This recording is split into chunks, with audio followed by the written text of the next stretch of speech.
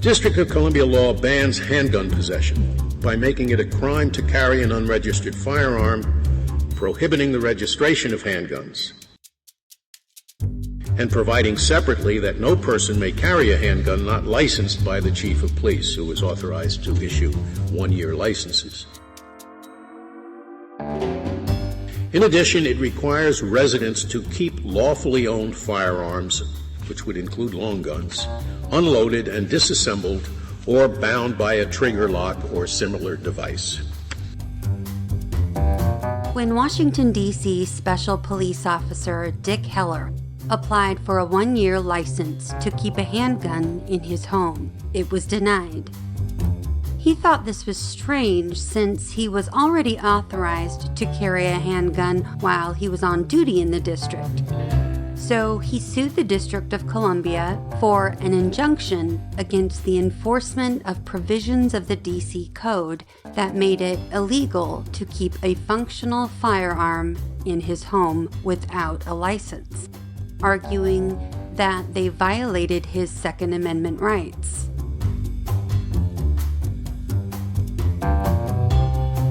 And in the controversial landmark opinion I'll be reading today, the Supreme Court agreed. We hold that the Second Amendment guarantees an individual right to have and use arms for self-defense in the home, and that the district's handgun ban, as well as its requirement that firearms in the home be rendered inoperative, violates that right. And now, Part 1 of the opinion of the court in District of Columbia v. Heller.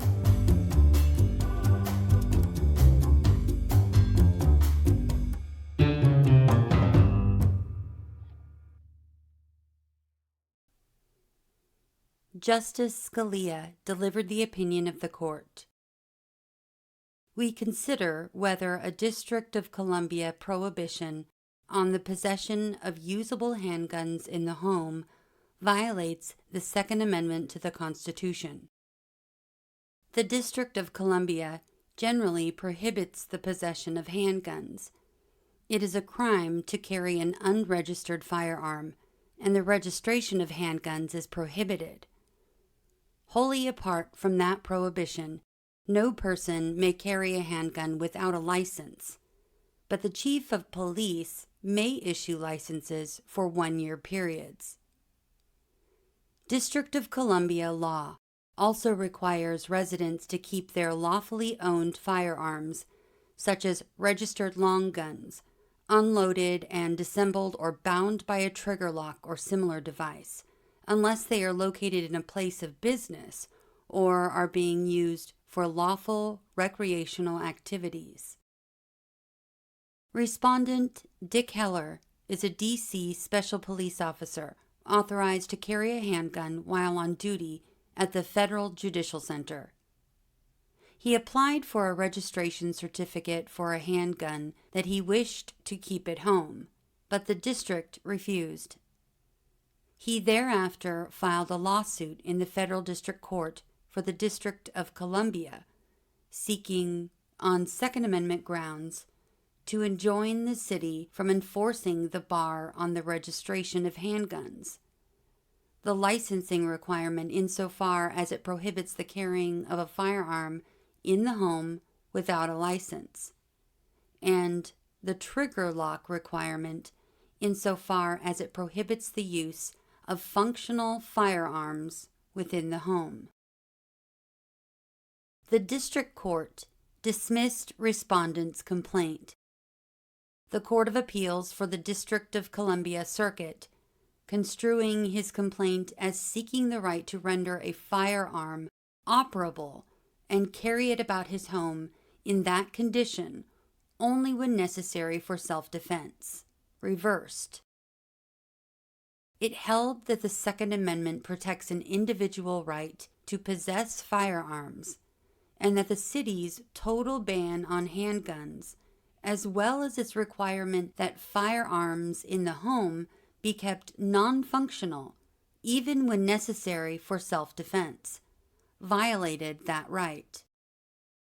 The Court of Appeals directed the District Court to enter summary judgment for respondent. We granted certiorari. Part 2. We turn first to the meaning of the Second Amendment. Section A. The Second Amendment provides a well-regulated militia being necessary to the security of a free state, the right of the people to keep and bear arms shall not be infringed. In interpreting this text, we are guided by the principle that the Constitution was written to be understood by the voters. Its words and phrases were used in their normal and ordinary, as distinguished from technical, meaning. Normal meaning may, of course, include an idiomatic meaning, but it excludes secret or technical meanings that would not have been known to ordinary citizens in the founding generation. The two sides in this case have set out very different interpretations of the amendment. Petitioners and today's dissenting justices believe that it protects only the right to possess and carry a firearm in connection with militia service. Respondent argues that it protects an individual right to possess a firearm unconnected with service in a militia, and to use that arm for traditionally lawful purposes, such as self-defense within the home. The Second Amendment is naturally divided into two parts: its prefatory clause and its operative clause. The former does not limit the latter grammatically, but rather announces a purpose. The amendment could be rephrased, because a well-regulated militia is necessary to the security of a free state, the right of the people to keep and bear arms shall not be infringed. Although this structure of the Second Amendment is unique in our Constitution, other legal documents of the founding era, particularly individual rights provisions of state constitutions, commonly included a prefatory statement of purpose. Logic demands that there be a link between the stated purpose and the command. The Second Amendment would be nonsensical if it read, "A well-regulated militia, being necessary to the security of a free state, the right of the people to petition for redress of grievances shall not be infringed." That requirement of logical connection may cause a prefatory clause to resolve an ambiguity in the operative clause. But apart from that clarifying function, a prefatory clause does not limit or expand the scope of the operative clause. It is nothing unusual in acts for the enacting part to go beyond the preamble. The remedy often extends beyond the particular act or mischief which first suggested the necessity of the law. Therefore, while we begin our textual analysis with the operative clause, we will return to the prefatory clause to ensure that our reading of the operative clause is consistent with the announced purpose.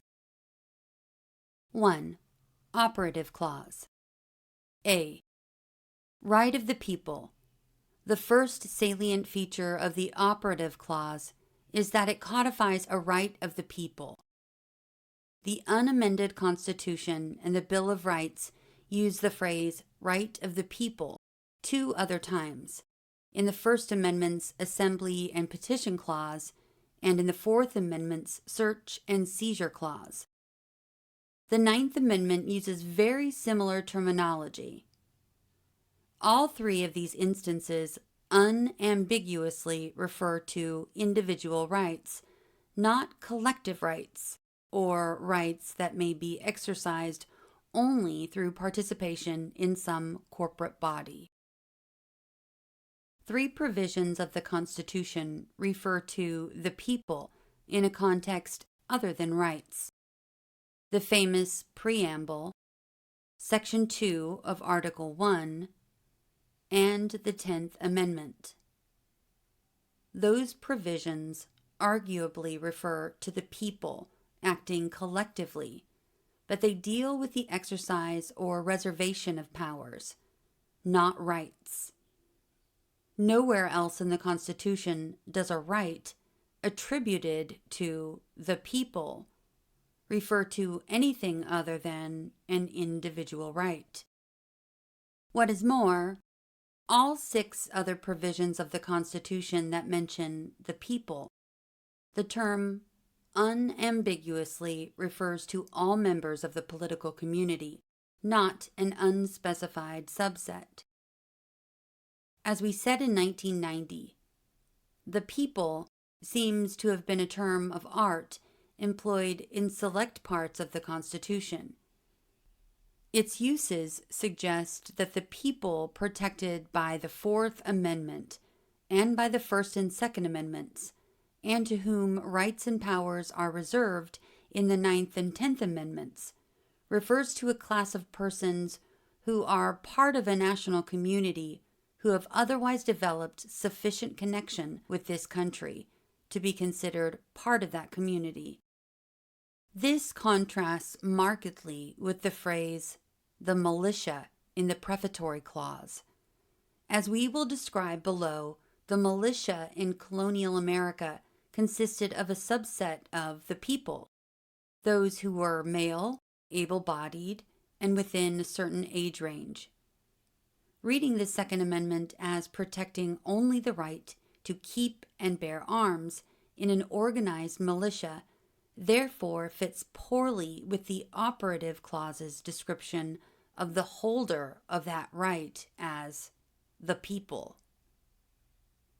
We start, therefore, with a strong presumption that the Second Amendment right is exercised individually and belongs to all Americans. B. Keep and bear arms. We move now from the holder of the right, the people, to the substance of the right, to keep and bear arms. Before addressing the verbs keep and bear, we interpret their object, arms. The 18th century meaning is no different from the meaning today. The 1773 edition of Samuel Johnson's dictionary defined arms as weapons of offense or armor of defense. Timothy Cunningham's important 1771 legal dictionary defined arms as anything that a man wears for his defense, or takes into his hands, or useth in wrath to cast at, or strike another. The term was applied then as now to weapons that were not specifically designed for military use and were not employed in a military capacity. For instance, Cunningham's legal dictionary gave as an example of usage, servants and laborers shall use bows and arrows on Sundays and not bear other arms. Although one founding era thesaurus limited arms, as opposed to weapons, to instruments of offense, generally made use of in war. Even that source stated that all firearms constituted arms. Some have made the argument, bordering on the frivolous, that only those arms in existence in the 18th century are protected by the Second Amendment. We do not interpret constitutional rights that way. As the First Amendment protects modern forms of communication, and the Fourth Amendment applies to modern forms of search, the Second Amendment extends prima facie to all instruments that constitute bearable arms, even those that were not in existence at the time of the founding. We turn to the phrases keep arms and bear arms. Johnson defined keep as most relevantly to retain, not to lose, and to have in custody. Webster defined it as to hold, to retain in one's power or possession. No party has apprised us of an idiomatic meaning of keep arms. Thus, the most natural reading of keep arms in the Second Amendment is to have weapons. The phrase keep arms was not prevalent in the written documents of the founding period that we have found, but there are a few examples, all of which favor viewing the right to keep arms as an individual right unconnected with militia service. William Blackstone, for example, wrote that Catholics convicted of not attending service in the Church of England suffered certain penalties, one of which was that they were not permitted to keep arms in their houses. Petitioners point to militia laws of the founding period that required militia members to keep arms in connection with militia service, and they conclude from this phrase that the phrase keep arms has a militia-related connotation. This is rather like saying that since there are many statutes that authorize aggrieved employees to file complaints with federal agencies, the phrase file complaints has an employment-related connotation. Keep arms was simply a common way of referring to possessing arms for militiamen and everyone else. At the time of the founding, as now, to bear meant to carry. When used with arms, however, the term has a meaning that refers to carrying for a particular purpose, confrontation. In Muscarello v. United States, 1998, in the course of analyzing the meaning of carries a firearm in a federal criminal statute, Justice Ginsburg wrote that, surely a most familiar meaning is, as the Constitution's Second Amendment indicates, wear, bear, or carry upon the person or in the clothing or in a pocket for the purpose of being armed and ready for offensive or defensive action in a case of conflict with another person.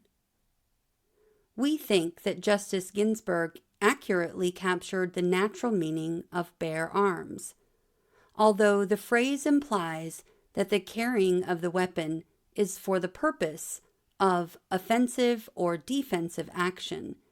It in no way connotes participation in a structured military organization.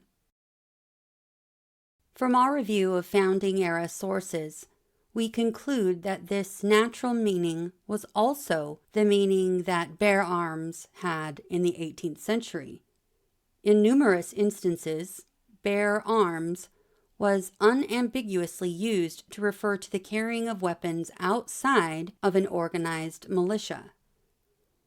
The most prominent examples are those most relevant to the Second Amendment.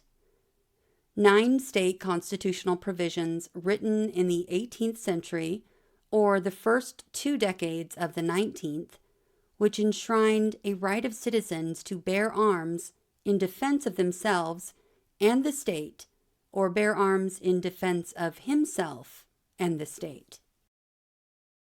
It is clear from those formulations that bear arms did not refer only to carrying a weapon in an organized military unit. Justice James Wilson interpreted the Pennsylvania Constitution's arms-bearing right, for example, as a recognition of the natural right of defense of one's person or house, what he called the law of self-preservation. That was also the interpretation of those state constitutional provisions adopted by pre-Civil War state courts. These provisions demonstrate, again, in the most analogous linguistic context, that bear arms was not limited to the carrying of arms in a militia. The phrase bear arms also had, at the time of the founding, an idiomatic meaning that was significantly different from its natural meaning: to serve as a soldier, do military service, fight, or to wage war. But it unequivocally bore that idiomatic meaning only when followed by the preposition against, which was in turn followed by the target of the hostilities. Every example given by petitioners amici for the idiomatic meaning of bear arms from the founding period either includes the preposition against or is not clearly idiomatic. Without the preposition, bear arms normally meant, as it continues to mean today, what Justice Ginsburg's opinion in Muscarello said.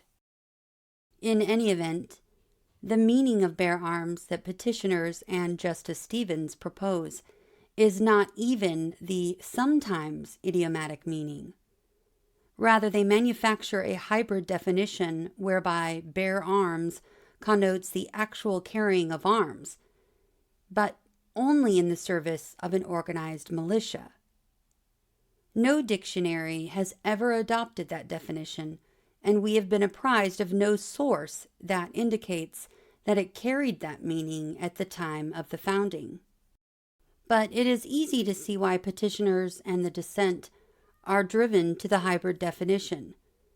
Giving bear arms its idiomatic meaning would cause the protected right to consist of the right to be a soldier or to wage war, an absurdity that no commentator has ever endorsed.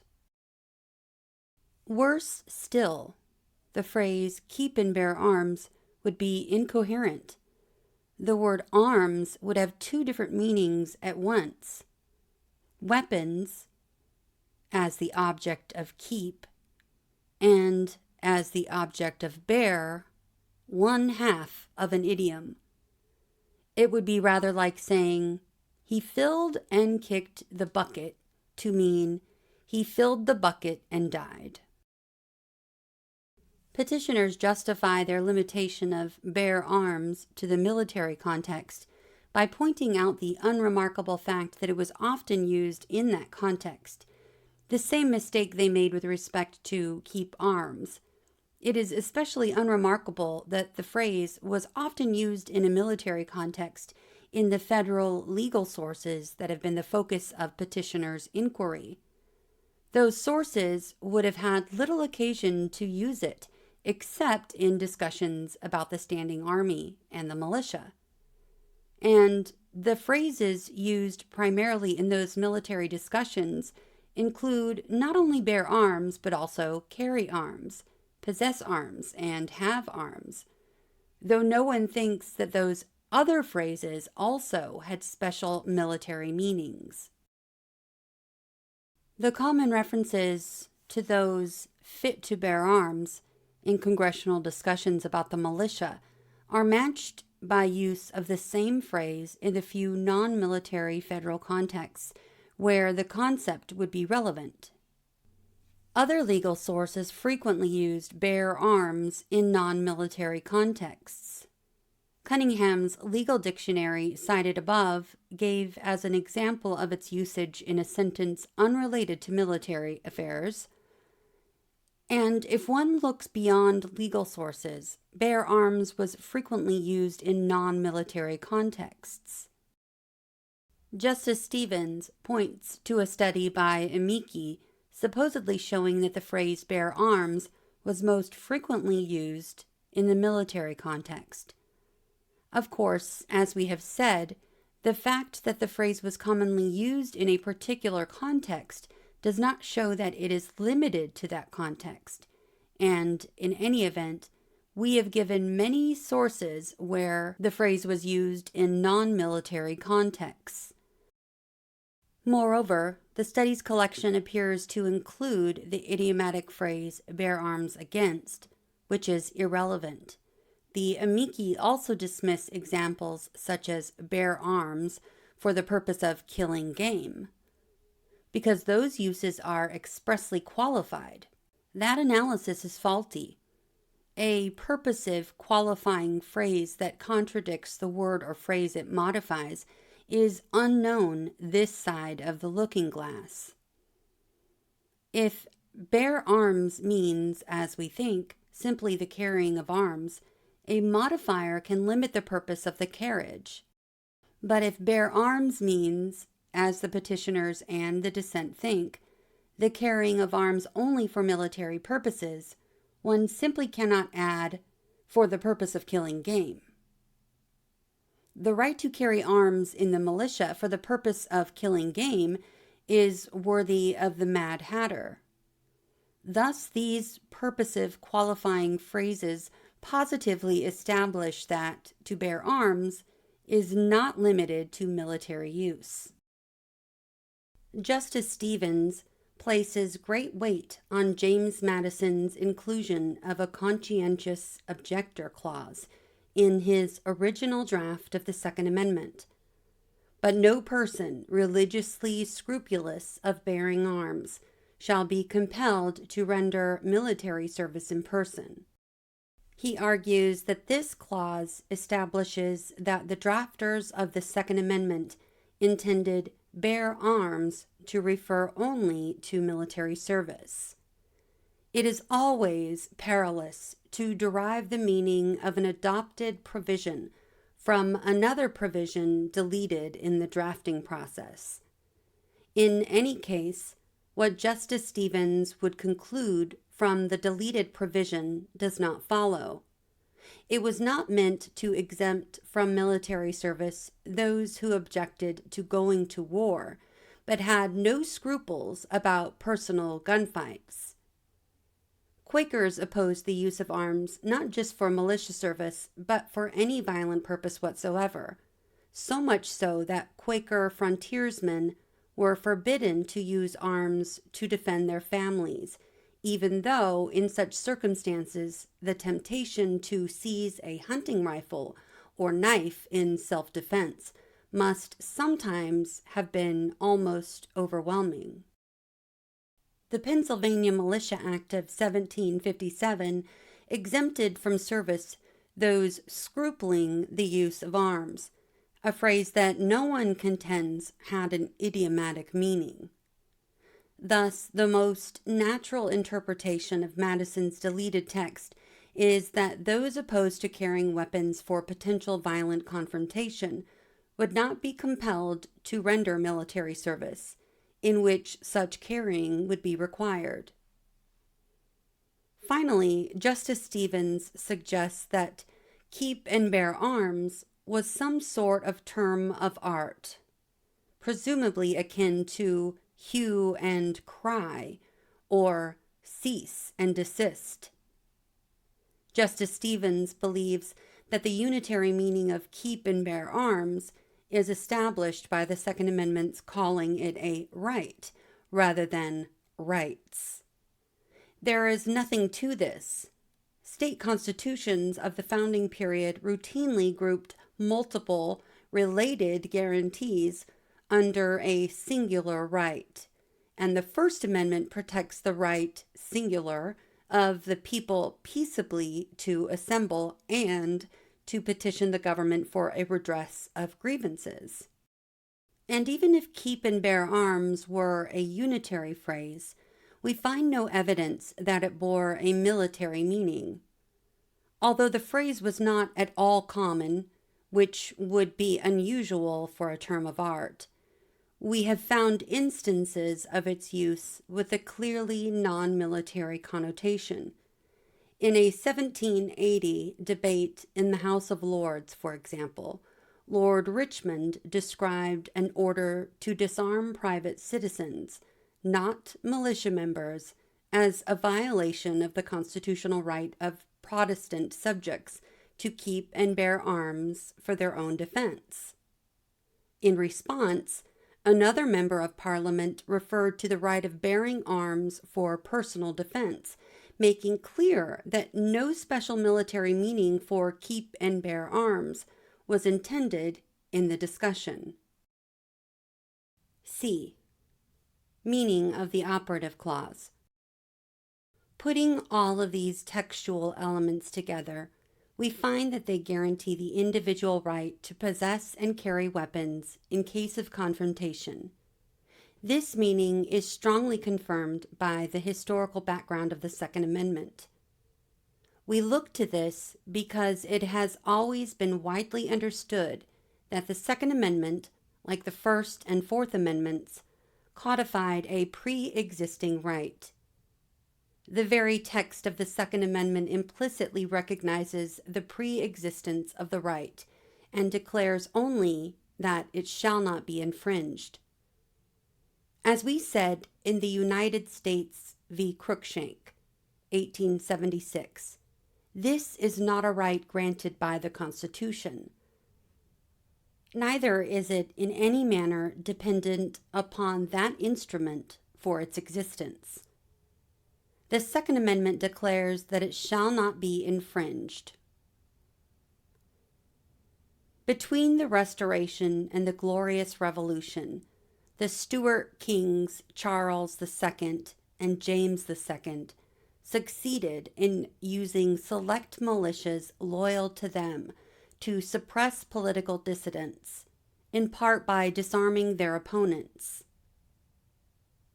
Under the auspices of the 1671 Game Act, for example, the Catholic James II had ordered general disarmaments of regions home to his Protestant enemies. These experiences caused Englishmen to be extremely wary of concentrated militia forces run by the state and to be jealous of their arms. They accordingly obtained an assurance from William and Mary in the Declaration of Right that Protestants would never be disarmed, that the subjects which are Protestants may have arms for their defense suitable to their conditions and as allowed by law. This right has long been understood to be the predecessor of our Second Amendment. It was clearly an individual right, having nothing whatever to do with service in a militia. To be sure, it was an individual right not available to the whole population, given that it was restricted to Protestants, and like all written English rights, it was held only against the Crown, not Parliament. But it was secured to them as individuals, according to libertarian political principles, not as members of a fighting force. By the time of the founding, the right to have arms had become fundamental for English subjects. Blackstone, whose works, we have said, constituted the preeminent authority on English law for the founding generation, cited the arms provision of the Bill of Rights as one of the fundamental rights of Englishmen. His description of it cannot possibly be thought to tie to militia or military service. It was, he said, the natural right of resistance and self-preservation, and the right of having and using arms for self-preservation and defense. Other contemporary authorities concurred. Thus, the right secured in 1689 as a result of the Stuarts' abuses was, by the time of the founding, understood to be an individual right protecting against both public and private violence. And, of course, what the Stuarts had tried to do to their political enemies, George III had tried to do to the colonists. In the tumultuous decades of the 1760s and 1770s, the Crown began to disarm the inhabitants of the most rebellious areas. That provoked polemical reactions by Americans invoking their rights as Englishmen to keep arms. A New York article of April 1769 said that it is a natural right which the people have reserved to themselves, confirmed by the Bill of Rights, to keep arms for their own defense. They understood the right to enable individuals to defend themselves. As the most important early American edition of Blackstone's commentaries made clear in the notes to the description of the arms right, Americans understood the right of self-preservation as permitting a citizen to repel force by force, when the intervention of society in his behalf may be too late to prevent an injury. There seems to us no doubt, on the basis of both text and history, that the Second Amendment conferred an individual right to keep and bear arms. Of course, the right was not unlimited, just as the First Amendment's right of free speech was not. Thus, we do not read the Second Amendment to protect the right of citizens to carry arms for any sort of confrontation, just as we do not read the First Amendment to protect the right of citizens to speak for any purpose. Before turning to limitations upon the individual right, however, we must determine whether the prefatory clause of the Second Amendment comports with our interpretation of the operative clause. 2. Prefatory clause. The prefatory clause reads, "A well-regulated militia being necessary to the security of a free state." A. Well-regulated militia. In United States v. Miller, 1939, we explained that the militia comprised all males physically capable of acting in concert for the common defense. That definition comports with founding-era sources.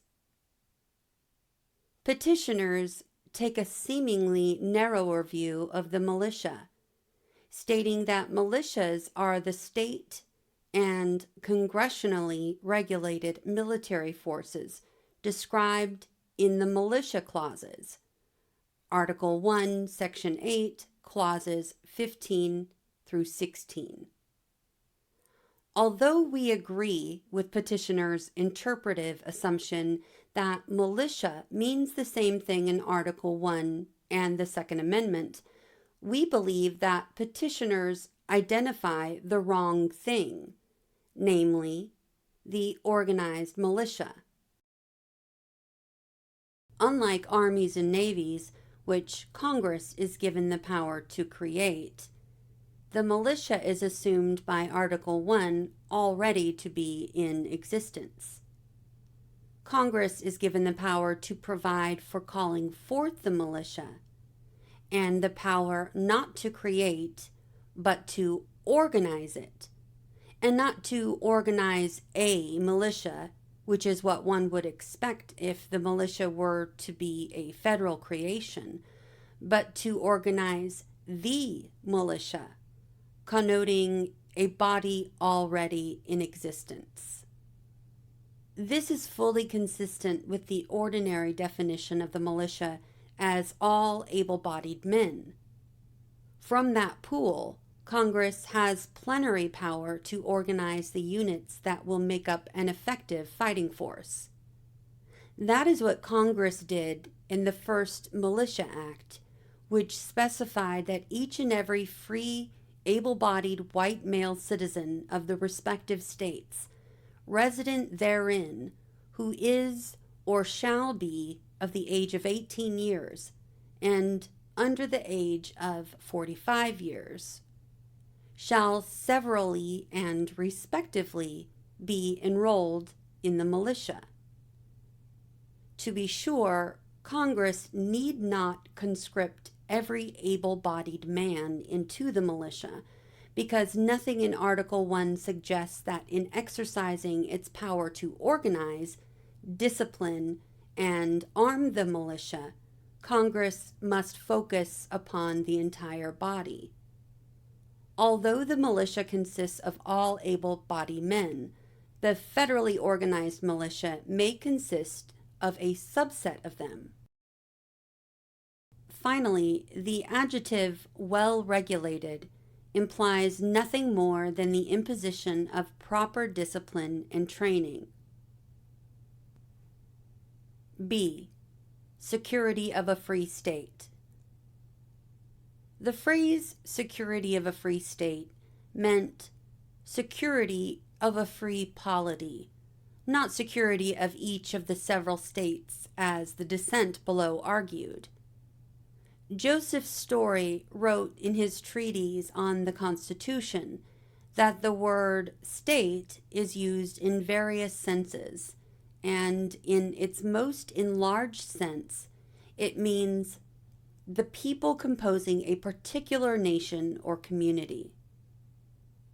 It is true that the term state elsewhere in the Constitution refers to individual states, but the phrase security of a free state and close variations seem to have been terms of art in the 18th century political discourse, meaning a free country or free polity.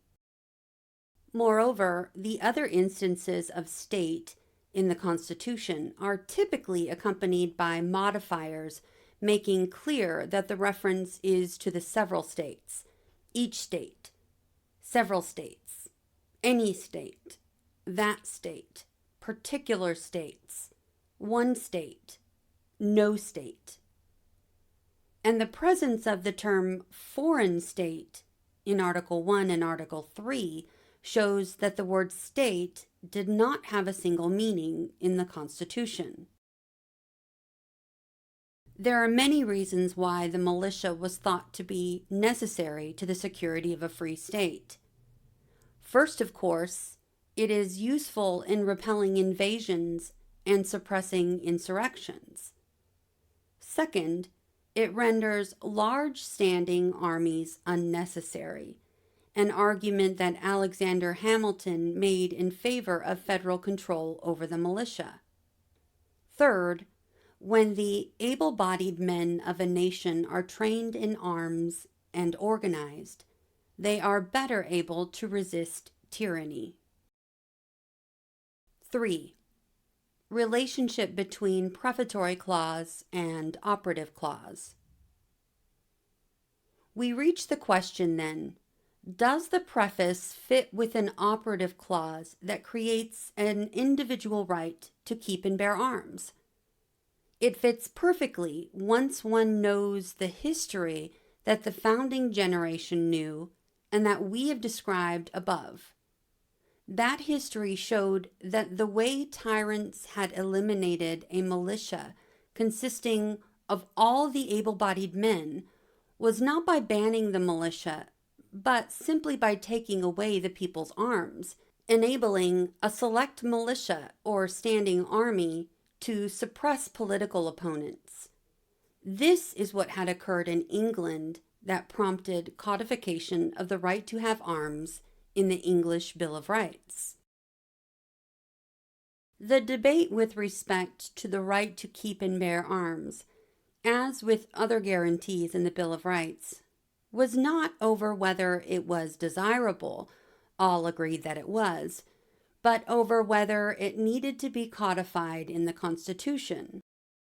During the 1788 ratification debates, the fear that the federal government would disarm the people in order to impose rule through a standing army or select militia was pervasive in anti-federalist rhetoric.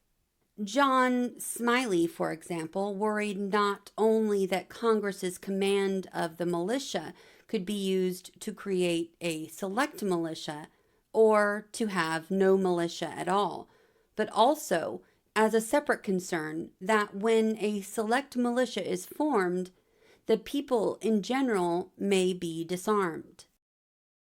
Federalists responded that because Congress was given no power to abridge the ancient right of individuals to keep and bear arms, such a force could never oppress the people. It was understood across the political spectrum that the right helped to secure the ideal of a citizen militia, which might be necessary to oppose an oppressive military force if the constitutional order broke down. It is therefore entirely sensible that the Second Amendment's prefatory clause announces the purpose for which the right was codified: to prevent elimination of the militia. The prefatory clause does not suggest that preserving the militia was the only reason Americans valued the ancient right. Most undoubtedly thought it even more important for self-defense and hunting. But the threat that the new federal government would destroy the citizens' militia by taking away their arms was the reason that right, unlike some other English rights, was codified in a written constitution. Justice Breyer's assertion that individual self-defense is merely a subsidiary interest of the right to keep and bear arms is profoundly mistaken. He bases that assertion solely upon the prologue, but that can only show that self-defense had little to do with the right's codification. It was the central component of the right itself. Besides ignoring the historical reality that the Second Amendment was not intended to lay down a novel principle, but rather codified a right inherited from our English ancestors, petitioner's interpretation does not even achieve the narrower purpose that prompted codification of the right. If, as they believe, the Second Amendment right is no more than the right to keep and use weapons as a member of an organized militia, if, that is, the organized militia is the sole institutional beneficiary of the Second Amendment's guarantee, it does not assure the existence of a citizen's militia as a safeguard against tyranny. For Congress retains plenary authority to organize the militia, which must include the authority to say who will belong to the organized force. That is why the first Militia Act's requirement that only whites enroll caused states to amend their militia laws to exclude free blacks. Thus, if petitioners are correct, the Second Amendment protects citizens' right to use a gun in an organization from which Congress has plenary authority to exclude them. It guarantees a select militia of the sort the Stuart Kings found useful, but not the people's militia that was the concern of the founding generation. Section B. Our interpretation is confirmed by analogous arms-bearing rights in state constitutions that preceded and immediately followed adoption of the Second Amendment.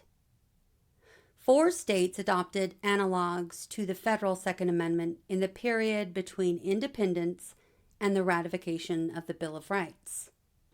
2 of them, Pennsylvania and Vermont, clearly adopted individual rights unconnected to militia service. Pennsylvania's Declaration of Rights of 1776 said that the people have a right to bear arms for the defense of themselves and the state. In 1777, Vermont adopted the identical provision, except for inconsequential differences in punctuation and capitalization.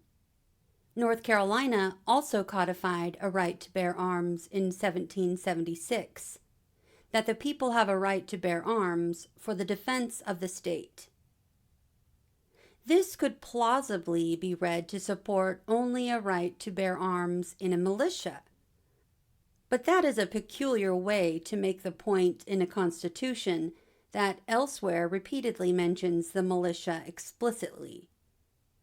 Many colonial statutes required individual arms bearing for public safety reasons, such as the 1770 Georgia law that, for the security and defense of this province from internal dangers and insurrections, required those men who qualified for militia duty to individually carry firearms to places of public worship.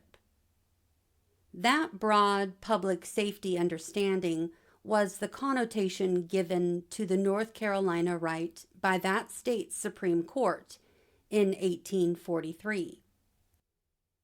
The 1780 Massachusetts Constitution presented another variation on the theme. The people have a right to keep and to bear arms for the common defense. Once again, if one gives narrow meaning to the phrase common defense, this can be thought to limit the right to the bearing of arms in a state-organized military force. But once again, the state's highest court thought otherwise. Writing for the court in an 1825 libel case, Chief Justice Parker wrote, "The liberty of the press was to be unrestrained, but he who used it was to be responsible in cases of its abuse, like the right to keep firearms, which does not protect him who uses them for annoyance or destruction." The analogy makes no sense if firearms could not be used for any individual purpose at all. We therefore believe that the most likely reading of all four of these pre-Second Amendment state constitutional provisions is that they secured an individual right to bear arms for defensive purposes. Other states did not include rights to bear arms in their pre-1789 constitutions, although in Virginia a Second Amendment analog was proposed, unsuccessfully, by Thomas Jefferson. It read, "No freeman shall ever be debarred the use of arms within his own lands or tenements." Between 1789 and 1820, 9 states adopted Second Amendment analogs. 4 of them, Kentucky, Ohio, Indiana, and Missouri, refer to the right of the people to bear arms in defense of themselves and the state. Another 3 states, Mississippi, Connecticut, and Alabama, used the even more individualistic phrasing that each citizen has the right to bear arms in defense of himself and the state. Finally, 2 states, Tennessee and Maine, used the common defense language of Massachusetts. That of the 9 state constitutional protections for the right to bear arms enacted immediately after 1789, at least 7 unequivocally protected an individual citizen's right to self-defense, is strong evidence that that is how the founding generation conceived of the right. And with one possible exception that we discuss in Part 2D, 19th century courts and commentators interpreted these state constitutional provisions to protect an individual right to use arms for self-defense. The historical narrative that petitioners must endorse would thus treat the federal Second Amendment as an odd outlier, protecting a right unknown in state constitutions or at English common law, based on little more than an overreading of the prefatory clause. Section C. Justice Stevens relies on the drafting history of the Second Amendment, the various proposals in the state conventions, and the debates in Congress. It is dubious to rely on such history to interpret a text that was widely understood to codify a pre-existing right, rather than to fashion a new one. But even assuming that this legislative history is relevant, Justice Stevens flatly misreads the historical record. It is true, as Justice Stevens says, that there was concern that the federal government would abolish the institution of the state militia. That concern found expression, however, not in the various Second Amendment precursors proposed in the state conventions, but in separate structural provisions that would have given the states concurrent and seemingly non-preemptible authority to organize, discipline, and arm the militia when the federal government failed to do so.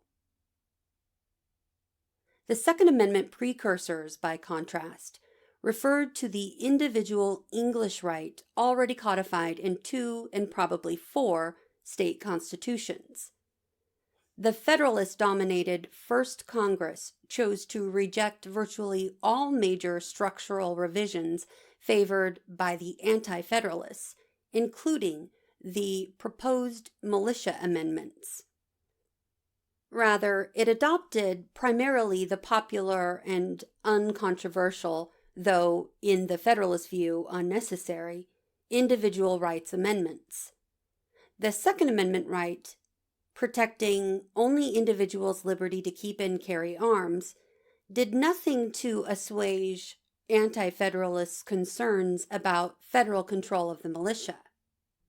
Justice Stevens thinks it significant that the Virginia, New York, and North Carolina Second Amendment proposals were embedded within a group of principles that are distinctly military in meaning, such as statements about the danger of standing armies. But so was the highly influential minority proposal in Pennsylvania, yet that proposal, with its reference to hunting, plainly referred to an individual right. Other than that erroneous point, Justice Stevens has brought forward absolutely no evidence that those proposals conferred only a right to carry arms in a militia. By contrast, New Hampshire's proposal, the Pennsylvania minority's proposal, and Samuel Adams' proposal in Massachusetts unequivocally referred to individual rights, as did two state constitutional provisions at the time. Justice Stevens' view thus relies on the proposition, unsupported by any evidence, that different people of the founding period had vastly different conceptions of the right to keep and bear arms. That simply does not comport with our long-standing view that the Bill of Rights codified venerable, widely understood liberties.